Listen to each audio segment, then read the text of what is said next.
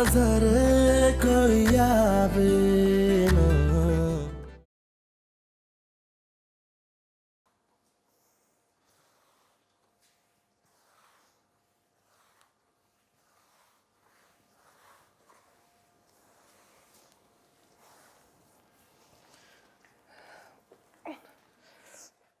लाओ मुझे दो। रहने दे, मैं कर लूंगी। मुझे दो। मैंने कहा ना रहने दे। इसी इसी जिद की वजह से तुम्हारी ये हालत हुई है। बहुत खुश हूं मैं अपने इस हाल में। लेकिन मैं खुश नहीं हूं। तो अब ना देखा करे मेरी तरफ। किसने कहा है आपसे? तुम्हारे घर वाले भी परेशान हो रहे हैं। पता नहीं किसी ने जाके उनको सब कुछ बता दिया तुम्हारे बारे में। आप उनकी परवाह मत करें। अगर उनको मेरी फिक्र होती तो आ जाते मेरा पूछने। मामू की कॉल आई थी, बात करना चाह रहे थे तुमसे।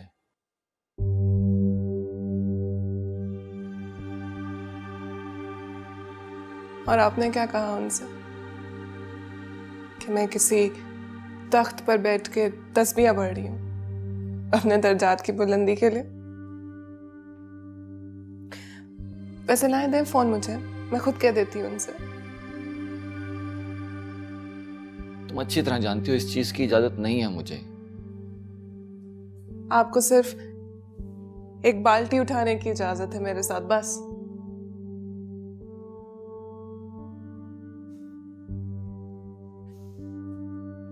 मैंने आपसे कहा था ना,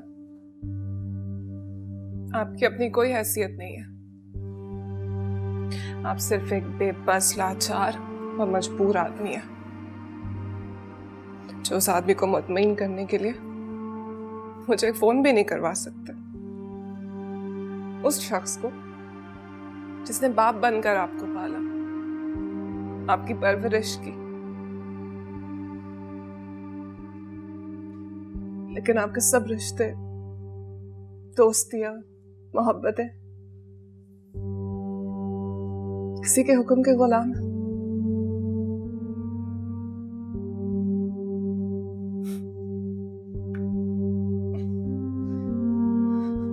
रुको।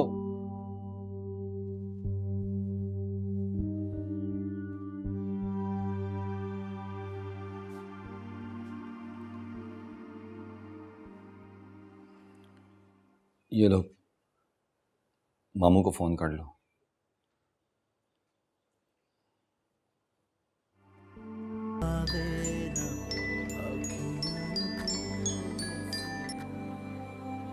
हेलो।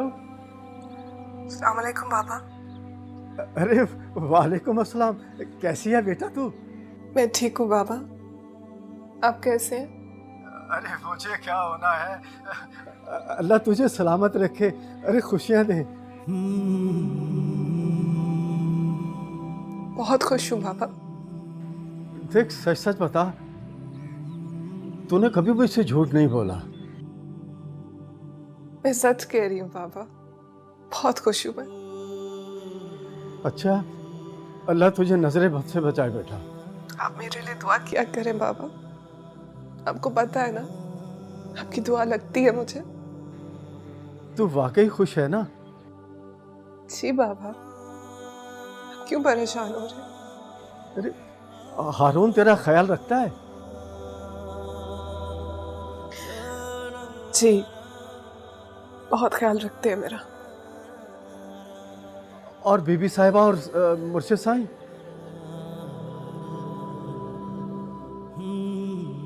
सब बाबा, अपनी सर आंखों पर बैठाया हुआ है मुझे सबने। अरे पता नहीं कौन कम वक्त आके बता गया कि तू वहां नौकरों के साथ रहती है, दिन रात झाड़ू पोंछा करती है। झूठ बोला है उसने आपसे। सब जलते हैं ना मुझसे। अच्छा देख, इस इतवार को ना दुकान बंद करके मैं तेरे पास आऊंगा। नहीं बाबा, आप अभी मत आइएगा। क्यों बेटा, अभी वजीफे खत्म नहीं हुए क्या? जी बाबा। अच्छा, बहुत दिन हो गए थे तुझे देखे बेटा, तेरी बहुत याद आती है। आपकी बहुत याद आ रही है बाबा।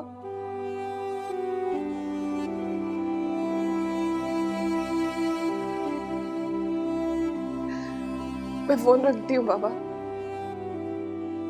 बस इतनी गुफ्तगू की इजाजत ली थी मैंने। अरे ये वजीफे कब खत्म हो गए तेरे? हेलो बेटा, हेलो।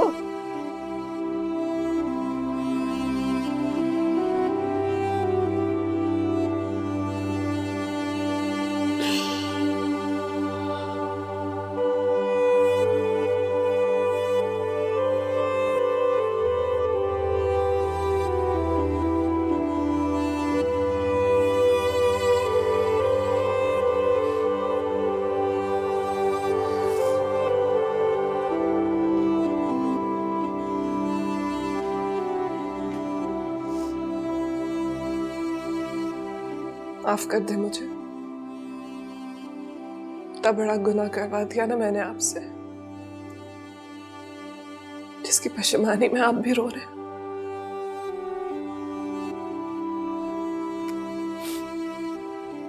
तुम क्या समझती हो?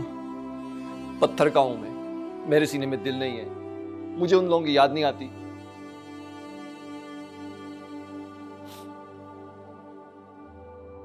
मैं भी तो कट गया हूं जिंदगी से, अपने घर से, अपनी दुकान से, अपने दोस्तों से।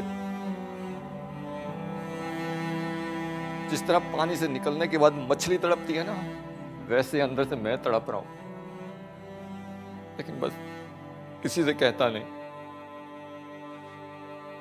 और मेरे साथ ये जो कुछ भी हो रहा है ना, सिर्फ तुम्हारी वजह से हो रहा है। मैं तो मुफ्त में कीमत अदा कर रहा हूं उस मोहब्बत की जो तुमने किसी और से की है। मोहब्बतें कर रही हो तुम और सजा मिल रही है मुझे, रुतबे मिल रहे हैं तुम्हें और जिल्लतें मिल रही हैं मुझे। और क्या करूं मैं?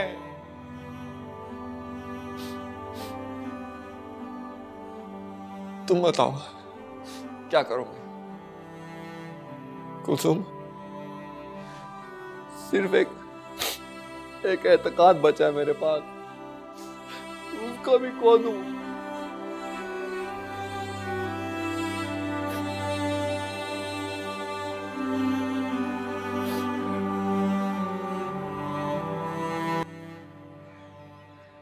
बेटी कहाँ है तुम्हारी? मरी पड़ी होगी कहीं। क्या बात है, आज सारे घर वालों के मुंह सूजे हुए, आपस में लड़ाई हुई है क्या? भाभी? कुछ नहीं हुआ मजीद। राबिया, भाई एक कप चाय मुझे भी ला दो, लेकिन साथ मीठा जरूर लाना। क्यों, ऐसी कौन सी खुशी की बात है? कोई प्लॉट बिक गया, कोई कर्जा वापस हो गया, कोई दुकान बिकी है, क्या बात है? क्यों खुश हो इतने? अरे बेटी से बात हुई है मेरी। क्या कुलसुम से बात हुई है तुम्हारी? हाँ। क्या कहा उसने? कह रही थी माशाल्लाह से वो बहुत खुश है। अरे सब लोग उसका ख्याल रखते हैं, हारून भी, बीबी साहिबा भी और मुर्शिद साईं भी। आप लोग भी ना हर लल्लू पंजू की बात सुन के परेशान हो जाते हैं। मतलब हमारी बेटी दलीलो ख्वार हो, वो भी मुर्शिद साईं के घर। अरे यार, बेटी का मामला है, तिनके से भी चोट लगती है। लोगों ने तो जलन में ये भी बोलना शुरू कर दिया है कि हमारी बेटी मुलाजमा बन गई है मुर्शिद साईं के घर।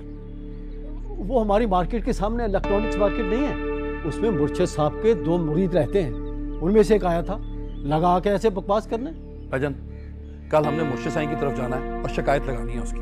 अरे रहने दे यार। क्यों रहने दे? 10 जगह पे बातें करेगा वो। मैं आपको एक बात बता दूं, मैं नहीं छोड़ूंगा उसे। हो सकता है वो आदमी ठीक ही कह रहा हो मजीद। क्या मतलब? मतलब ये कि बहुत सारे लोग ये बात कर रहे हैं कि कुलसुम वहां जलील हो रही है। ये कैसे हो सकता है भाभी? वो सलाहुद्दीन की बीवी और बेटी नहीं आए थे परसों निम्मो को देखने के लिए, वो ये सब बकवास करके गई है। वो लोग तो वैसे ही जलते हैं हमसे। सिर्फ वही नहीं, और भी बहुत से लोग कह रहे हैं। तो और किसने की है? आप वो निम्मो की बकवास को सच समझ रही हैं या वो उस मुल्हिद औरत की महरनिगार की बातों को सच समझ के बैठी हुई हैं? माँ का दिल औलाद के लिए कभी झूठ नहीं बोलता उससे। तो यहाँ बैठ के क्यों टसवे बहा रही हो? जाओ खुद देख कर आओ, बात करो बीबी साहिबा से। गई थी मैं, 4 दफा गई थी। ना बीवी साहब मिली ना कुलसुम से मिलने की इजाजत थी किसी ने। भाभी वज़ाइफ के चक्कर में तो ऐसा होता है, चिल्ले काटने पड़ते हैं। वे शैतान जोर मारता है, वसवसे पैदा करता है, अफवाहें फैलाता है। क्यों भाई साहब? इन्हीं वसवसों की वजह से तो खामोश रही। तो फिर बोले वो कुफर जिसको सुनने वाला भी गुनहगार होगा। मैं तो नहीं सुनने वाली।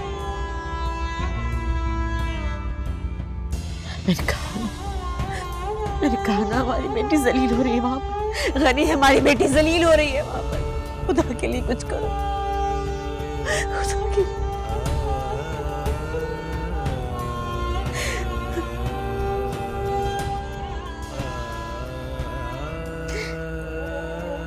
ये क्या कर रही हो तुम?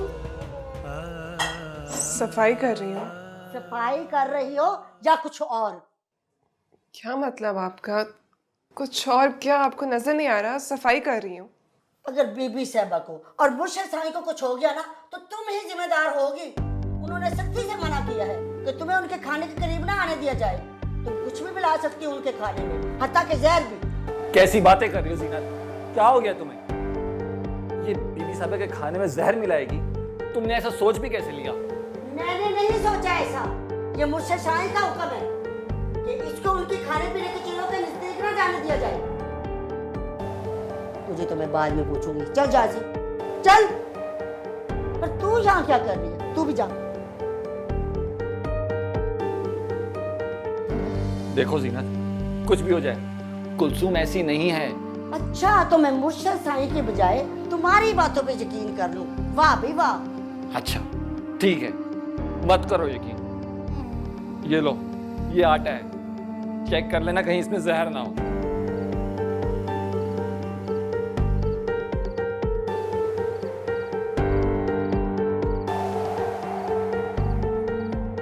ये छाले तुम्हारे हाथ पे नहीं पड़े, हमारे दिल पे पड़े।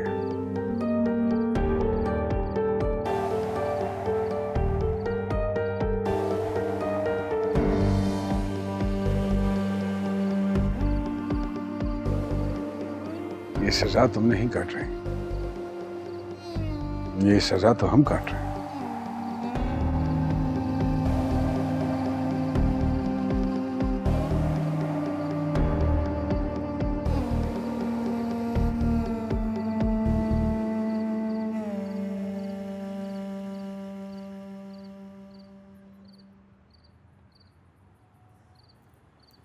ये जगह आपके शायान शान नहीं है। तुमने हमारी शान रहने ही कब दी है?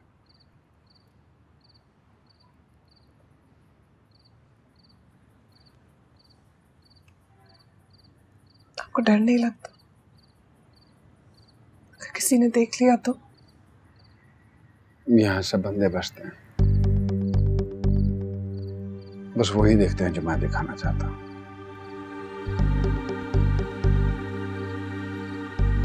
तुम ये बात नहीं समझो। और कितनी तकलीफ काटोगी तुम, कितना वक्त लोगी एक बात समझने में कि तुम मेरे साथ लड़ नहीं सकते।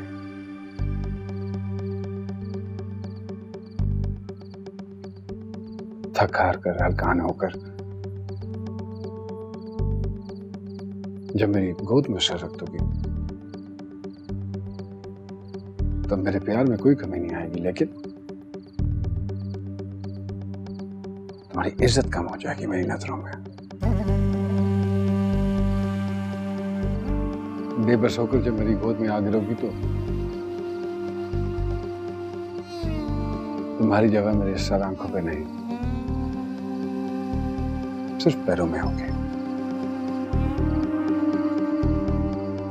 बोलो, मैं चाहूं तो एक मर्तबा फिर से तुम्हें दोबारा वहीं भेज सकता हूं जहां से तुम आई हो, जहां सब तुम्हारे सामने हाथ बांधे खड़े थे। अगर भूल नहीं सकती तो आंख से इशारा करता। मुझे गंदे बर्तन धोने जाना है, देर हो रही है। ज़ीनत खामखा नाराज हो गई।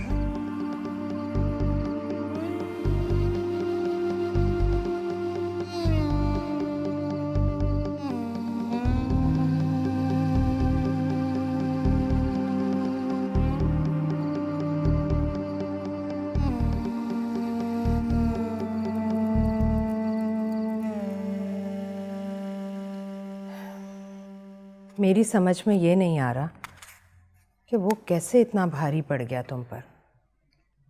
तुम तो बचपन से मारते पीटते आ रहे हो उस बेचारे को। मैंने तो कभी किसी से ऊंची आवाज़ में बात करते नहीं सुना उसे।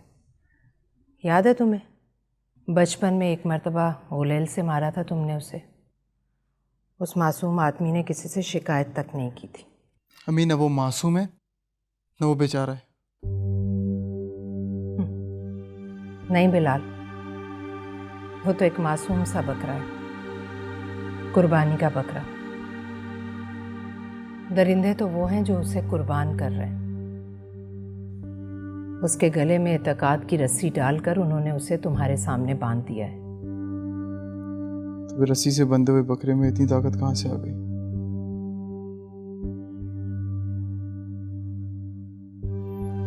अम्मी, मुझे लगता था 2-4 मुक्के मारूंगा, खत्म कर दूंगा, लेकिन उसने तो मुझे ही मार के गिरा दिया। इस तरह तो इंसान सिर्फ औरत के लिए लड़ता है। तो इसका मतलब है वो तुमसे ज़्यादा प्यार करता है कुलसुम से, जो उसने तुम्हें पिछाड़ दिया। लड़ाई अभी खत्म नहीं हुई अम्मी। तो क्या तुम उसे मार दोगे? हो सकता है तुम उसे मार दो, लेकिन कुलसुम तुम्हें फिर भी नहीं मिलेगी। ना मिले मगर आज़ाद तो हो जाएगी ना। उसके बाद ही तो कैद होगी वो।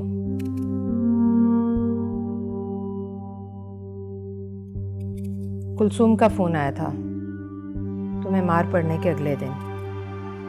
बात करना चाहती थी तुमसे। क्या बात करना चाह रही थी अम्मी? अम्मी, मैं आपसे कुछ पूछ रहा हूँ, वो क्या बात करना चाह रही थी?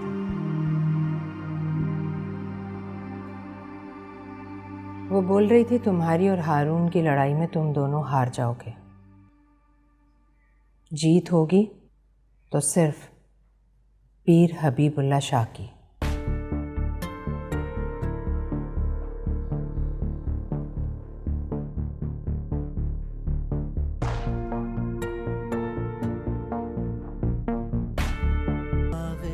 जीनत, कहाँ चले गए सारे?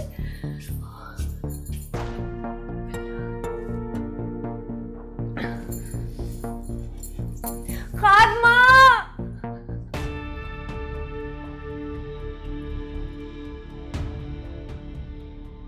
खादमा, खादमा। बीबी साहिबा, बीबी साहिबा, बीबी साहिबा आराम से। बीबी साहिबा, बीबी साहिबा।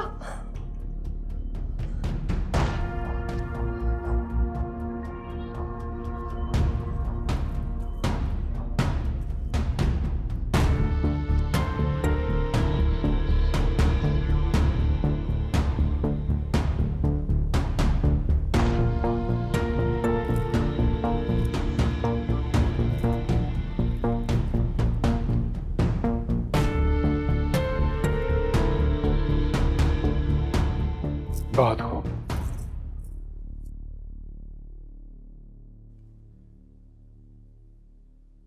फिर से गले लगा लिया आपने, अपने पहलू में बिठा लिया।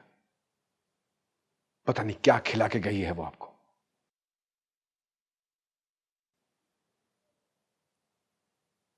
कुछ पूछ रहा हूं आपसे, जानना चाहूंगा कि यह जुर्रत किसने दी है उसे?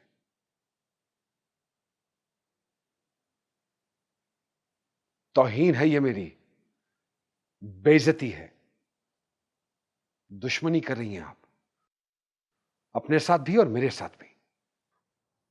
वो बीबी साहबा की तबीयत खराब है मुर्शिद साईं। बीबी साहिबा की तबीयत खराब है तो वो क्या कर रही थी इस कमरे में? वो सुगरा के गिर्द हम जमा थे, उसे मिर्गी का दौरा पड़ गया था। शर्म आनी चाहिए तुम्हें। तुम इसे संभालने चली गई और उसको इसके बाद भेज दिया। वो मुझे तो कुछ पता नहीं, बस इतना ही बताया गया है कि बीबी साहबा की तबीयत खराब है। मैं पता करती हूँ जी।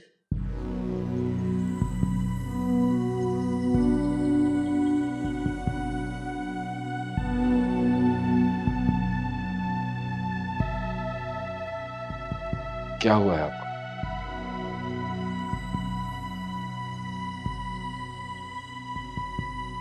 उसे मत डांटना हबीबुल्ला,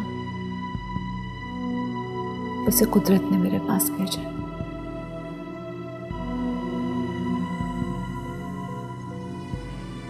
आज कुलसुम ने तुम्हारी बच्ची की जान बचाई।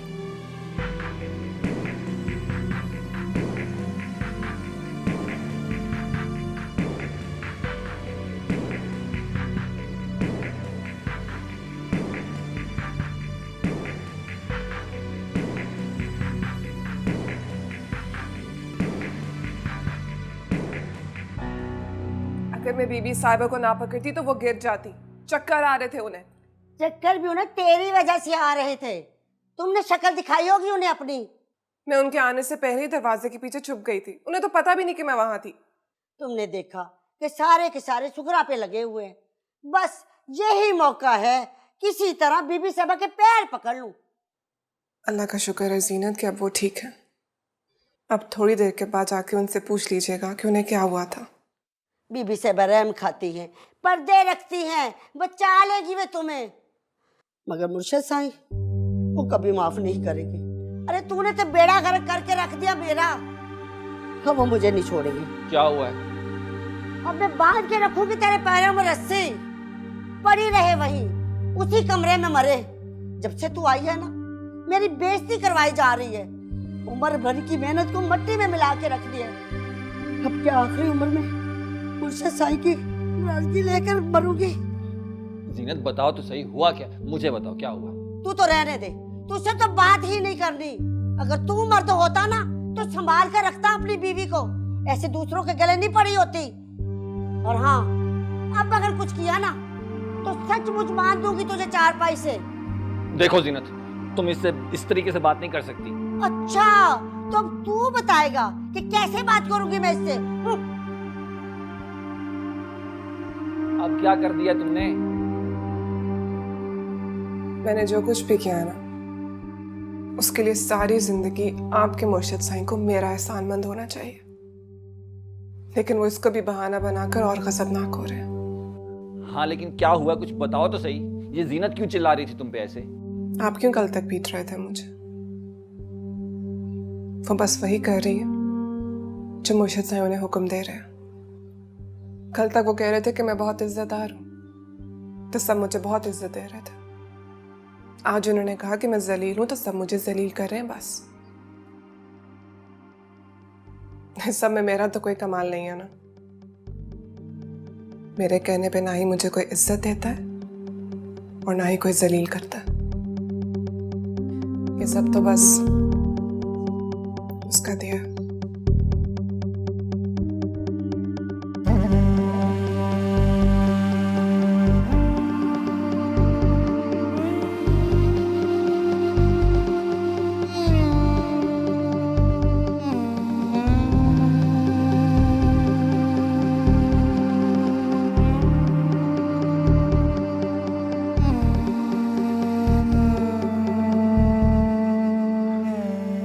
अब इसके बदले में क्या किया जाए बताइए। उसे अपने जूतों के पास से उठा के दोबारा सलांखों पे बिठा लें। ये तो सच है ना हबीब कि अगर वो आज मुझे ना संभालती तो खुदा ना खास्ता। आपको इस हाल तक पहुंचाया किसने है बेबी? आप जैसी मजबूत औरत अगर लड़खड़ा गई है तो इसकी वजह कौन है?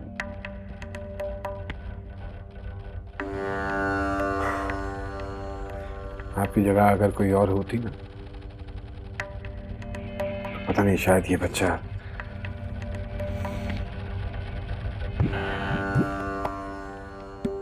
वो अब भी छुप छुप के खेल खेल रही है,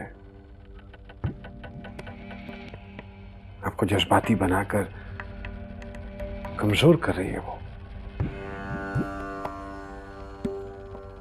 कैसे खेल? ये तो मुझे नहीं पता।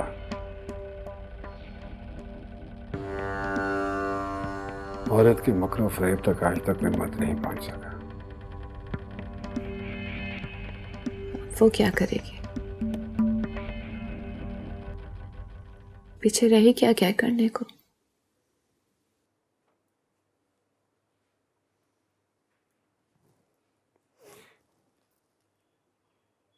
ये जो गली मोहल्लों में पली बड़ी लड़कियां होती हैं ना, आप जैसी औरत उन तक पहुंच भी नहीं सकते। मुझे नहीं पता, अगर वैसा कर रही है तो क्यों कर रही है। मैंने तो सिर्फ उससे मोहब्बत की है, बेलौस मोहब्बत। वो भी किसी की मोहब्बत में ये सब कुछ कर रही है। नहीं, वो अब कुछ नहीं कर रही, मेरा दिल कह रहा है।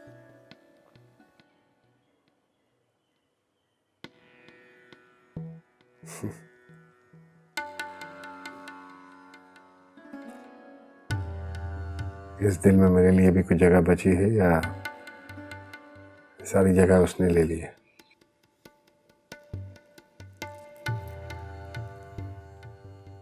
मैंने तुम्हें दिल में जगह नहीं दी है हबीब, तुम्हें अपना दिल दे दिया है।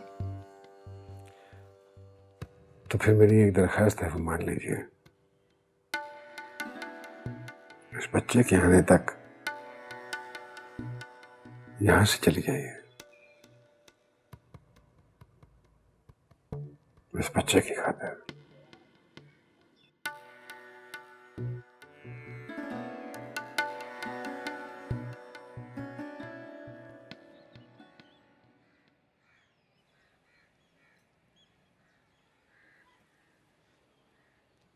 तप रही हो तुम, कितना तेज बुखार है तुम्हें।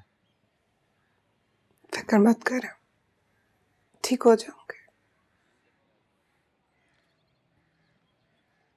तुमसे कहता हूं ना कि ये सारे काम तुम्हारे बस के नहीं हैं।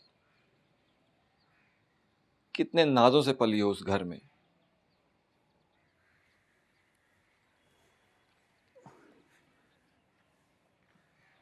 मुझे अच्छी तरह याद है, जब छोटी मानी अगर तुम्हारे हाथ में झाड़ू पकड़ा भी देती थी ना, तो बड़ी मानी आके फौरन छीन के फेंक देती थी।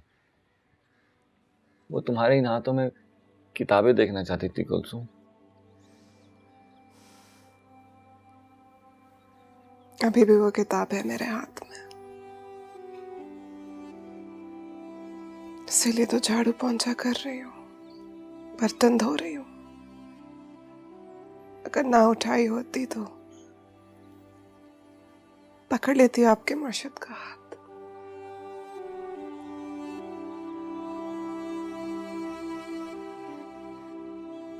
कुछ खाया है तुमने? जी।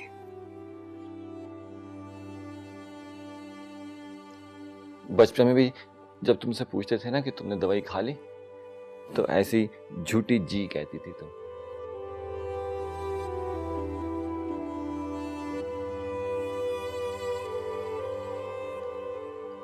अच्छा ये देखो, ये तुम्हारे लिए लाया हूं, ये तो खाओगी ना?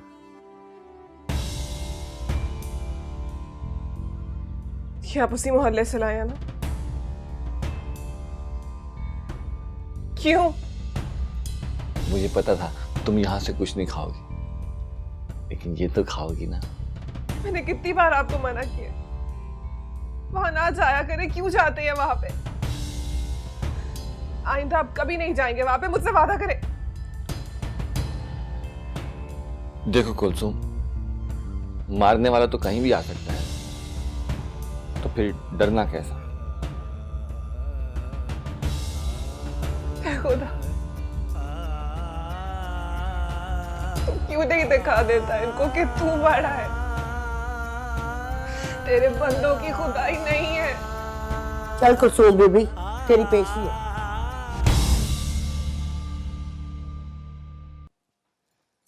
मैं जानती हूँ कि तुम बुखार से उठ के आई हो। ये दवा खा लो, तबीयत ठीक हो जाएगी। सीनत ने दवा दे दी थी मुझे। मैं सोचती थी कि ये सारी कहानियां आज के दौर में खत्म हो गई हैं। लैला मजनू की, सस्सी पुन्नू, हीर रांझा, सोनी माहीवाल, सब किताबों में दफन हो गए होंगे, मगर तुमने तो इन सबको दोबारा जिंदा कर दिया। और सुना है कि बिलाल भी पत्थर खा के लैला लैला पुकारता फिर रहा है। काश मुझे वो तावीज़ दोबारा मिल जाए जो मैंने लिखा था तुम्हारे कहने पे बिलाल के नाम से। सच पूछो तो मुझे याद भी नहीं है कि मैंने उसमें क्या लिखा था।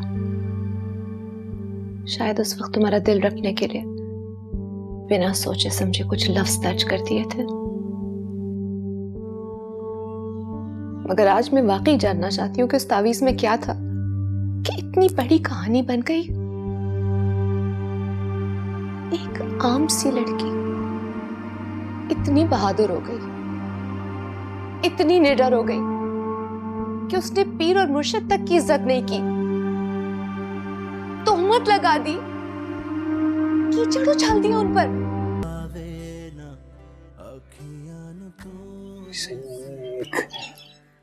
नई हिकमत अमली बना ली है इस नई सूरत हाल की रोशनी में। सही हम हारून को खत्म करने की बजाय हारून के जरिए बिलाल ही को क्यों ना खत्म कर डाले। सही हारून के जाने के बाद और बीवी साहिबा जब मौजूद नहीं होंगी तो लड़की की हालत तो वैसी हो जाएगी जैसे निकाह के वक्त थी। फिर वो बिना सोचे समझे आपके कदमों में बैठ जाएगी। सही लेकिन सही हारून के जाने के बाद तो वो बेवा हो जाएगी और बीवी साहब तो शरीयत की बड़ी पाबंद है, आप जानते ही हैं। वो तो उसके लिए फिर कोई दूसरा रिश्ता तलाश करने को कहेंगे। तो मैंने तुमसे कहा था खलीफा कि तुम कोई प्लान नहीं बनाओगे, वही करोगे जो मैं कहूंगा। सही में मेरा बदल गई है सूरत हाल, बिल्कुल बदल गई है। औरत के दिल में अगर शक बैठ जाए तो किसी किस्म की कसम या यकीन दहानी उसको खत्म नहीं कर सकती। कुलसूम का इस छत के नीचे उनके साथ रहना मुमकिन नहीं है, जाना होगा उसे यहां से। बिलाल की वारदात कामयाब होगी, वो हारून की जान ले लेगा और कुलसूम को अपने साथ ले जाएगा।